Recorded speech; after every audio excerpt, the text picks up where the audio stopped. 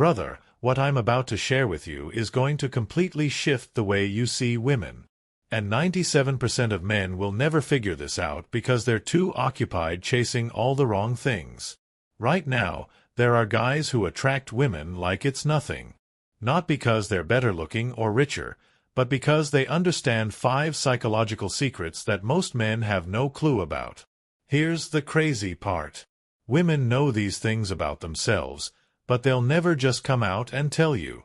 Not because they're trying to deceive you, but because these patterns work below their conscious awareness. They drive behavior without most women even realizing why they feel drawn to some men and turned off by others.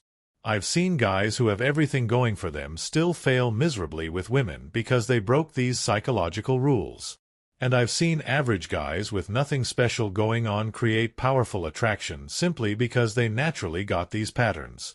The only difference between struggling with women and having them chase you is understanding these 5 secrets. That's all. Not your looks, not your money, not your status. Just knowing how female psychology actually operates instead of how you assume it operates. Today, I'm going through all 5. Pay close attention because this information is more valuable than any dating course or pickup program. This is the core of everything. Let's dive in. Secret 1. Women are drawn to your trajectory, not your current position. Here's the first secret that most men completely overlook. Women aren't mainly attracted to where you are right now. They're attracted to where you're headed. Your direction matters infinitely more than your present situation. That's why you see women with guys who are broke but hustling towards something bigger. And why you see successful men who've gone stagnant struggle to hold a woman's interest. It's not about what you have. It's about what you're becoming. Think about this through an evolutionary lens. For thousands of years, women needed partners who could provide and protect, not just today but going forward. A man with resources but no drive would lose those resources. A man with few resources but huge drive would likely gain resources. Women evolved to assess potential, not just current reality. This shows up in specific ways. A man building a business, even if he's broke right now, can be more attractive than a man with a steady job who's just coasting with no ambition. The broke guy has an exciting trajectory. The steady guy has a flat one. Women respond to momentum, not the bank balance. A man who's actively improving himself, working out, learning new skills, expanding his abilities, is more attractive than a man who peaked and stopped growing. The improving man has upward momentum. The peaked man has declining momentum. Women sense this difference instantly. Here's what this means in practical terms. Stop thinking your job title or income is what pulls women in. Start thinking about the story your actions are telling. Are you heading somewhere? Do you have a mission you're chasing with passion? Are you becoming more capable, more skilled, more developed each month? Women ask questions that look for trajectory. What are you working on? What are your goals? What excites you? They're not making small talk. They're figuring out whether you're building something or just existing. Whether you have drive or you're coasting. Whether you're expanding or shrinking as a person. The man with strong trajectory talks about his work, his projects, his goals with real enthusiasm. He's not bragging about what he has. He's excited about what he's creating. That enthusiasm and forward energy is magnetic because it signals to her subconscious that this man's value is rising. Compare that to the man who talks about his accomplishments like they're behind him. I used to, back when I've already. That signals his best days are over, that he peaked, that his trajectory is flat or dropping. Even if his past achievements are impressive, the lack of forward motion kills attraction. Here's the hard truth. A 25-year-old working 3 jobs while building his business is more attractive than a 35-year-old making 6 figures but coasting without vision. One has explosive upward trajectory. One has flat or falling trajectory. Women's attraction radar is tuned to momentum, not status. This is actually freeing. It means you don't need to have already arrived to attract quality women. You just need to genuinely be going somewhere. Have a mission. Build toward something. Improve consistently. That trajectory itself is attractive, no matter where you currently stand. The practical takeaway: get completely clear on where you're headed. What are you building? What skills are you developing? What's your mission? Then chase that mission with real passion. Talk about your journey, your growth, your next goals. Let women see you're a man in motion, not a man standing still. Women become deeply attracted to men with powerful trajectory because their subconscious reads that momentum as rising value. You're becoming more. That's primal and magnetic. Your current circumstances matter far less than the direction and speed you're moving. Secret 2. Women need emotional variation, not constant stability. Here's the second secret that trips up most men. Women say they want stability, security, and consistency. But what actually sparks attraction is emotional variation. Highs and lows. Excitement and calm. Intensity and peace. The full range. Not just one note. Most men hear, "I want stability," and think they should be totally predictable, always available, emotionally flat. They become boring in the name of being dependable. Then they're confused when she loses interest or leaves them for someone more unpredictable. Here's what's really happening. Women need emotional stimulation. The human brain is wired to notice variation and change, not constant sameness. When you're perfectly predictable, perfectly stable, perfectly consistent, you stop creating an emotional response.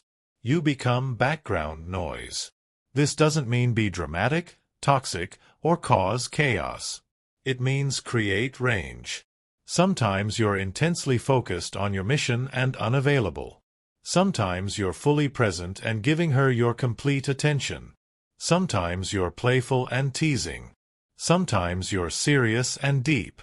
Sometimes you push her boundaries. Sometimes you offer comfort. Think about what creates addiction versus what creates boredom. Predictable rewards create boredom. Variable rewards create addiction. If every single interaction with you is the same, if you're always available, always saying the same things, always responding the same way, she becomes emotionally numb to you. But when your presence creates varied emotional experiences, when she doesn't quite know which version of you she'll get, when interactions can be playful or deep or challenging or comforting, her brain stays engaged. She stays emotionally activated. She stays attracted. Here's how this looks in real life. The man who texts "Good morning" every single day at the same time becomes wallpaper. The man who sometimes disappears into his work for a few days, then comes back with intense presence, creates emotional variation. She missed him. She wondered about him. Now he's back and she's activated. The man who agrees with everything she says and never challenges her becomes boring.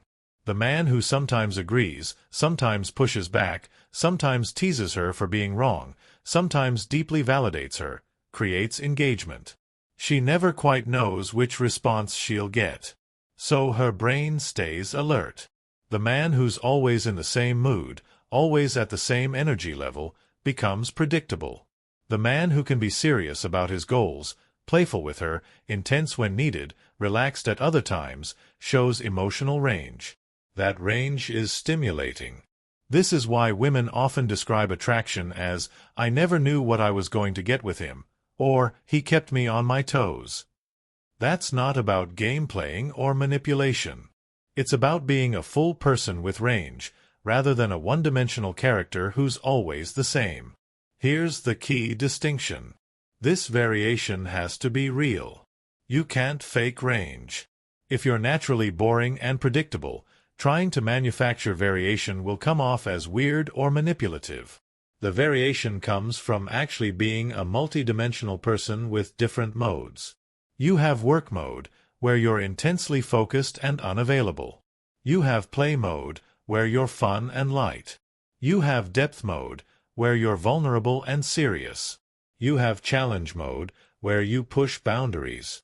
All of these are real parts of who you are, and you express different parts at different times. Women stay attracted to men with emotional range because their brains never fully get used to it. There's always something slightly unpredictable, slightly unknown, slightly stimulating about the interaction. This keeps attraction alive long-term. The practical takeaway: stop being one-dimensional. Stop trying to be perfectly consistent in the name of stability. Show different sides of yourself. Sometimes be unavailable because you're deep in your work. Sometimes be intensely present. Sometimes tease and play. Sometimes be serious and deep. Let her experience the full range of who you are. This creates emotional investment because she's never completely settled about you. She never fully has you figured out. She stays engaged, curious, attracted. That's the opposite of the boring stability that kills attraction over time. And secret 3, women constantly test your frame. It's not personal. The third secret that baffles most men. Women will constantly test whether you're actually as confident and secure as you seem. These tests aren't mean. They're subconscious mechanisms to verify that your strength is real, not just an act. Most men see these tests as attacks, disrespect, or problems to fix. They either get defensive and angry, or they fold and try to please their way out of the test. Both responses fail the test and lower attraction. Here's what's really happening. Women need to know if your confidence is genuine or just a front. The only way to find out is to apply pressure and see if you crack. If you stay calm and unshaken, you pass. If you become reactive, defensive, or needy, you fail. These tests show up constantly. She says something slightly critical to see if you'll get insecure. She goes cold to see if you'll panic and start seeking her approval. She disagrees with you to see if you'll abandon your position just to please her. She creates minor conflict to see if you can handle emotional turbulence without falling apart.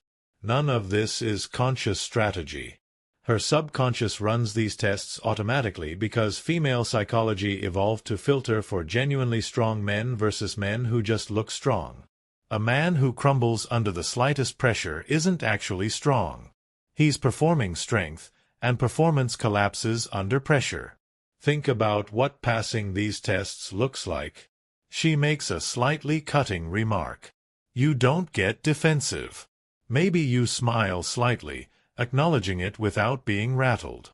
You've just shown that her approval isn't your oxygen. That's attractive.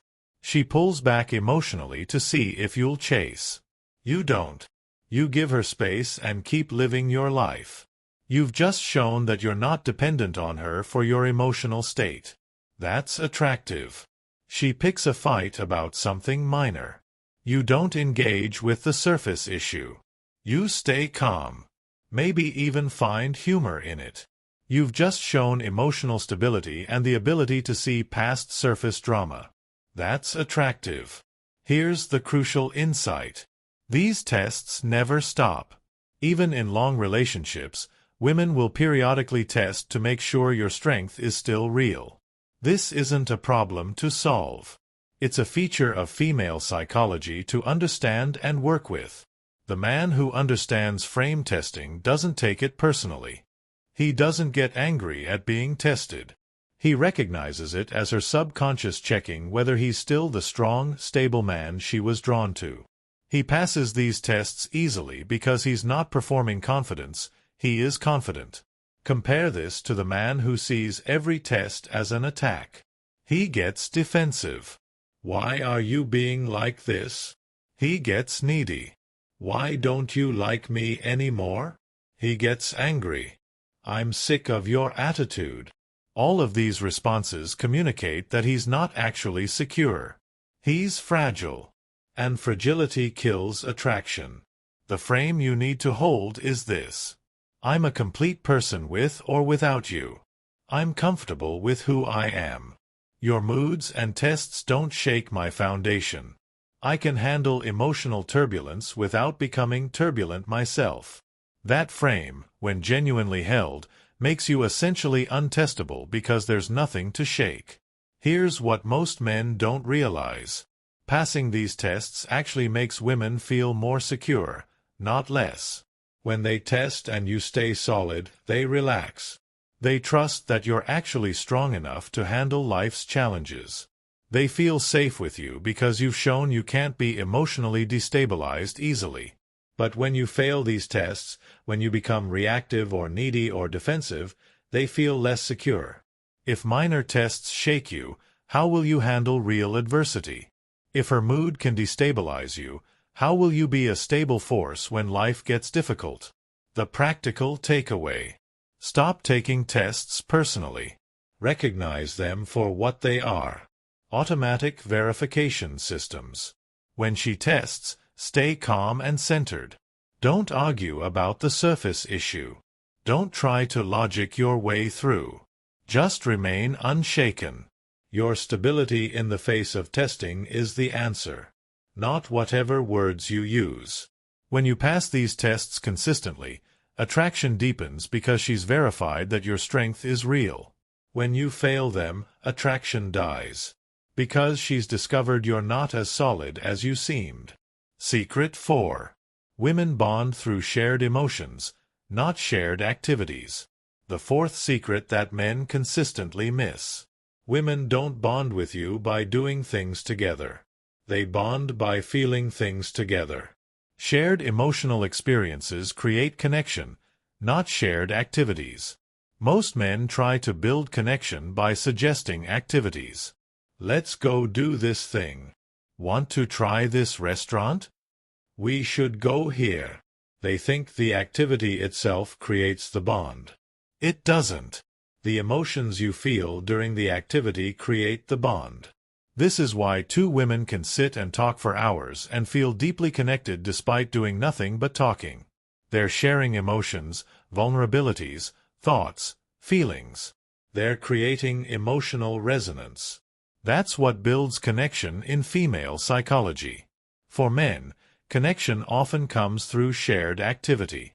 We bond by working on projects together, playing sports, accomplishing things side by side. We assume women work the same way. They don't. The activity is just the backdrop. The emotional sharing is what matters to them. Think about what this means in practice.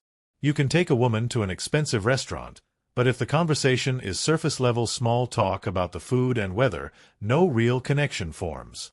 You can take her to a cheap coffee shop, but if the conversation creates emotional resonance, vulnerability, laughter, depth, powerful connection forms. The activity doesn't matter nearly as much as the emotional quality of the interaction during it. A walk in the park where you have a deep conversation about life, dreams, fears, experiences creates more bonding than a fancy date where you stay in small talk mode. This is why women say things like, "I just want someone I can talk to," or "conversation is so important." They're not just making polite noise. They're expressing a fundamental truth about how they bond. Through emotional exchange, vulnerability, being truly seen and heard. Here's what this means for building attraction. Stop focusing so much on impressive dates and activities. Start focusing on creating emotional experiences. Make her laugh. Make her think. Create moments of vulnerability. Have conversations that matter. Share genuine parts of yourself and invite her to share genuine parts of herself. The man who understands this can create deep connection in any setting because he knows the setting doesn't matter. Coffee shop, park bench, drive in the car, wherever. What matters is his ability to create emotional resonance through authentic conversation and presence. Compare this to the man who thinks expensive restaurants and impressive activities will win her over. He's focused on external impressions. She's evaluating emotional connection. He's trying to buy attraction. She's assessing whether he can create feeling. Two different currencies. This is also why women can lose interest even when everything looks good on paper. Great dates, nice gestures, impressive activities, but no emotional connection. No vulnerability, no real conversations, no shared feelings, just surface-level interaction in impressive settings. That doesn't create lasting attraction. Here's the distinction. Shared activities create shared memories. Shared emotions create bonding. You want both, but the emotions are what make the memories meaningful. The concert was fun, activity, but the vulnerable conversation you had afterward about life and dreams, emotion, is what she remembers and what created connection. The practical takeaway. Stop trying so hard to impress with activities. Start focusing on emotional presence during whatever you're doing. Be genuinely engaged. Share real thoughts and feelings. Ask questions that go below the surface. Create moments of laughter, depth, vulnerability, excitement. These emotional experiences bond her to you regardless of the setting. Women feel connected to men who can create emotional experiences, not men who can afford impressive activities. This is actually freeing because it means connection isn't about money or access. It's about emotional intelligence and genuine presence, which anyone can develop. Secret 5. Women are more attracted to men other women want. The fifth and final secret, female attraction is socially influenced in ways male attraction isn't. Women are significantly more attracted to men who other women find attractive. This is called preselection, and it's one of the most powerful forces in female psychology. This isn't shallow or manipulative. It's an evolved mechanism that makes perfect sense. In ancestral environments, figuring out which men were high value was hard and risky. But if other women had already vetted a man and found him desirable, that was valuable information. His desirability to other women signaled he had qualities worth having. This shows up in ways men find confusing. The guy who's single and available gets moderate interest. The same guy in a relationship suddenly has women showing interest. The guy who's friendly with lots of women attracts more female attention than the guy who's isolated. The guy who gets attention from women finds it easier to get even more attention from women. It's a feedback loop. The more women validate you as desirable, the more desirable you become to other women. Conversely, the less female attention you get, the less attractive you become because the absence of female validation signals low value.